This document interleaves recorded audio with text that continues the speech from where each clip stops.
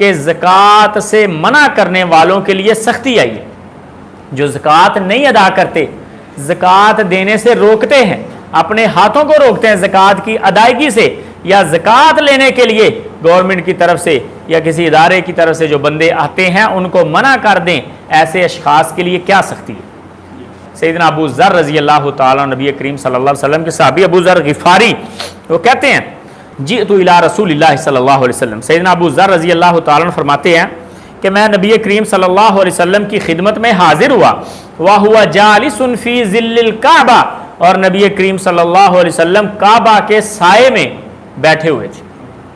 کعبہ کے سائے میں نبی کریم صلی اللہ علیہ وسلم، مکہ کی بات ہے، کعبہ کے سائے میں نبی کریم صلی اللہ علیہ وسلم بیٹھے تھے سایہ لے کر۔ کہتے فرآنی مقبلا، جب نبی کریم صلی اللہ علیہ وسلم نے مجھے آتے ہوئے دیکھا تو آپ نے فرمایا ہم الاخسرون ورب الکعبہ، کعبے کے رب کی قسم وہ لوگ خسارے میں ہیں ہوں گے قیامت والے دن۔ رب الکعبہ پڑھنا ہے، یہ واو جو ہے یہ واو قسمیہ ہے، اور واو قسمیہ جارہ ہوتی ہے، اپنے بعد والے کو جار دے دیتی، ورب الکعبہ، کعبے کے رب کی قسم کہ قیامت والے دن وہ لوگ خسارے میں ہوں گے۔ کہتے میں نے کہا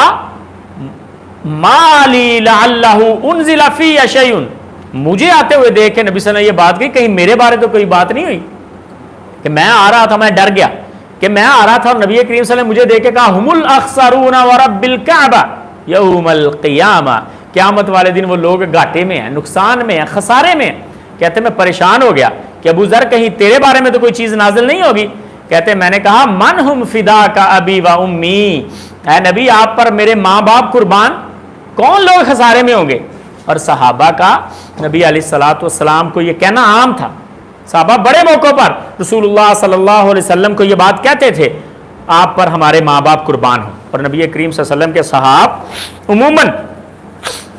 آپ کو یہ بات کہہ دیا کرتے تھے۔ سیدنا ابو بکر، سیدنا عمر، عثمان و علی اور بھی صحابہ رسول اللہ صلی اللہ علیہ وسلم کو یہ بات کہہ دیا کرتے تھے کہ آپ پر ہمارے ماں باپ قربان ہوں۔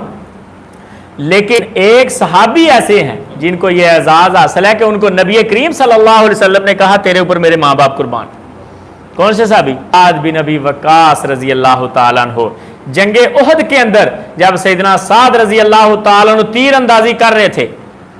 اور نبی کریم صلی اللہ علیہ وسلم کے اوپر حملہ ہو چکا تھا اور کفار نے نبی کریم صلی اللہ علیہ وسلم کو پیچھے دھکیل دیا تھا، تو حضرت سعد نبی علیہ الصلوۃ والسلام کا دفاع کر رہے ہیں اور تیر اندازی کر رہے ہیں، آپ پیچھے سے حوصلہ دے رہے ہیں اور کہہ رہے ہیں ارمی یا سعد فداک ابی و امی، اے سعد اور تیر مار اور تیر مار، تیرے اوپر میرے ماں باپ قربان۔ تو حضرت صاحب یہ اعزاز سیدنا سعد رضی اللہ تعالیٰ عنہ کو ہوا۔ اس کا مطلب ہوتا ہے کہ سامنے والے کو حد درجے کی عزت دینا، جو نبی علیہ الصلوۃ والسلام نے صحابی کو دی اور باقی صحابہ رسول اللہ صلی اللہ علیہ وسلم کو دیا کرتے تھے۔ صحابی نے کہا کہ اللہ کے نبی آپ نے مجھے دیکھ کے یہ پڑھا ہے ہم الاخسرون ورب الکعبۃ یوم القیامہ، کون لوگ ہیں اللہ کے نبی مجھے بھی بتائیں؟ تو نبی کریم صلی اللہ علیہ وسلم نے فرمایا ہم الاکثرون، وہ ہیں وہ لوگ جن کے پاس مال زیادہ ہے، جن کے پاس پیسے زیادہ ہیں، وہ قیامت والے دن خسارے میں ہوں گے۔ الا من قال ہاکذا وہاکذا وہاکذا، مگر وہ بندہ جس نے ایسے دیا ایسے دیا ایسے دیا، یعنی لوگوں کے اوپر خرچ کیا۔ صحابی کہتے ہیں فحسا بین یدیہ وعن یمینہ وعن شمالہ، نبی کریم صلی اللہ علیہ وسلم نے ایک بار سامنے کیا، دائیں کیا، بائیں کیا۔ جو بانٹتا ہے اپنے مال میں سے وہ خسارے میں نہیں ہوگا، مالدار لوگوں میں سے وہ مالدار خسارے میں ہوگا جو اس کو سنبھال کے رکھتا ہے۔ جو اللہ کی راہ میں خرچ کرتا ہے وہ مالدار خسارے میں نہیں ہوگا، وہ مالدار فائدے میں رہے گا۔ اور نبی کریم صلی اللہ علیہ وسلم نے پھر فرمایا والذی نفسی بیدی، قسم ہے اس ذات کی جس کے ہاتھ میں میری جان ہے، لا یموت رجل۔ حضرت صاحب یہاں ایک نکتے کی بات یہ ہے کہ اس روایت میں نبی کریم صلی اللہ علیہ وسلم نے دو قسمیں اٹھائیں، ایک بھی قسم اللہ کے علاوہ کسی اور کی نہیں اٹھائی، کعبے کی قسم نہیں اٹھائی حالانکہ کعبے کے سائے میں بیٹھے ہیں، فرمایا رب الکعبہ، کعبے کے رب کی قسم، اپنی قسم نہیں اٹھائی، اپنی جان کی قسم نہیں اٹھائی، فرمایا کہ اس ذات کی قسم جس کے ہاتھ میں میری جان، یعنی اللہ کی قسم۔ نہ کعبے کی قسم اٹھانی ہے، نہ حضرت رسول اللہ کی قسم اٹھانی ہے، نہ مائی باپ کی قسم اٹھانی ہے، نہ کسی محبوب یا کسی پیارے کی قسم اٹھانی۔ قسم اٹھانی ہے صرف اللہ رب العزت، اللہ کے علاوہ کسی اور کی قسم نہیں اٹھانی، اور نبی کریم صلی اللہ علیہ وسلم کسی اور کی قسم نہیں اٹھاتے۔ فرمایا والذی نفسی بیدی، قسم ہے اس ذات کی جس کے ہاتھ میں میری جان ہے، لا یموت رجل، کوئی شخص فوت نہیں ہوتا، فیدع ابلا او بکرا لم یؤدی زکاتہ، اور وہ چھوڑ کے جا رہا ہو کوئی ایسی گائے یا ایسا اونٹ جس کی زکات نہ دی ہو۔ اگر کوئی بندہ مرنے سے پہلے ایک بھی جانور ایسا چھوڑ کے چلا گیا جس کی زکات نہیں دی، تو قیامت والے دن وہ جانور اس کے پاس آئے گا، اعظم ما کانت و اسمانا، جیسے وہ دنیا میں چھوڑ کے گیا اس سے زیادہ موٹا تازہ ہوگا یہ جانور جس کی زکات نہیں دیتا تھا۔ تطأہ باخفافھا، اس کو روندے گا اپنے پاؤں کے ساتھ، ٹھڈے مارے گا